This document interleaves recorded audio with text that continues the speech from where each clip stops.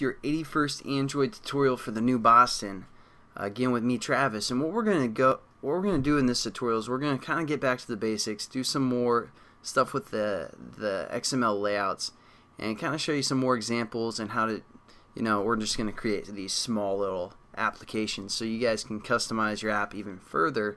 And what we're gonna do in this tutorial is basically learn about the sliding drawer, and that's basically what this is. You're like, what? That's just a button. But basically, it's not a button, because when we click it, we can slide this up, and we have something within this drawer for the most part. And then we can do something else and then slide it back down. And then here's our other activity. So as you can see, the graphics aren't that great. You can create your own kind of type of handle to make it look better, but as a graphic or something, and then you can still slide it up, check some preferences or something like that, and then slide it back down. Pretty simple. I don't know, we might get into the animation the Java, how to use some of the methods that this sliding drawer can actually access, but for now we're just going to create this here. Pretty simple. So first I want you guys to create a class called slider. Extends activity, then also create a layout called sliding, all lowercase, within your onCreate method. Again, get that set up in your manifest and your menu class. Nothing new there. And then so we're going to open up that sliding class here. And the first thing that we're going to do is we're going to put in the contents of what we want in our drawer for the most part. So what we're going to just deal with now is just a checkbox. That's all we're going to put in our actual drawer. And the reason I'm doing it this way is because the ADT kind of is messed up. It's kind of bugged out. So as you can see, when we now go over into our composite, this is where the sliding drawer is, right here. When we drag this over, it's going to give us an error. But just drag it over, it's going to work, I promise you guys, when you run on the emulator. And see, as you can see, it's giving us an error. It can't find the class called sliding drawer. That's just a Android problem. It's it's a bug. We're just gonna have to deal with it. And then we're gonna go back into our sliding, or the actual XML view here, and that's why I had you add that checkbox first. We're just gonna grab this checkbox, Control X, and we're gonna put it within this linear layout here. So just open up that linear layout and paste your checkbox here.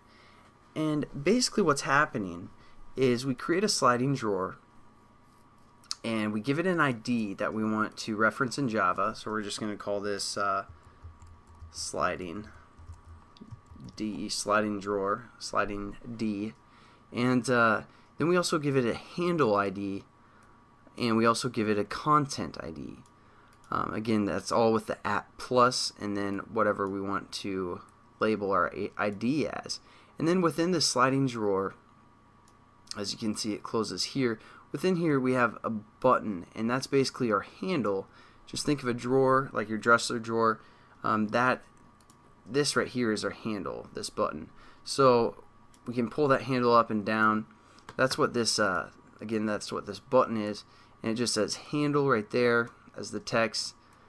And then the ID, we also establish an ID for the handle as @ID handle.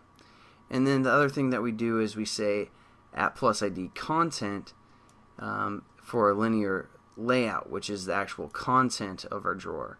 And as you can see, both of these this ID for a linear layout matches the content ID of our sliding drawer, and same with our handle. The ID is the exact same right here.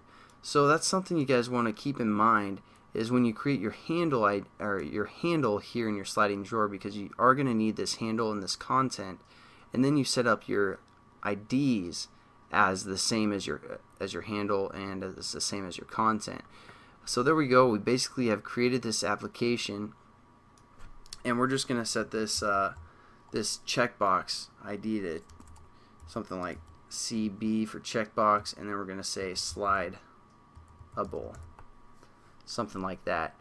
And we're pretty much done with this tutorial. In the next tutorial, we're actually going to program it and make this checkbox do something pretty special.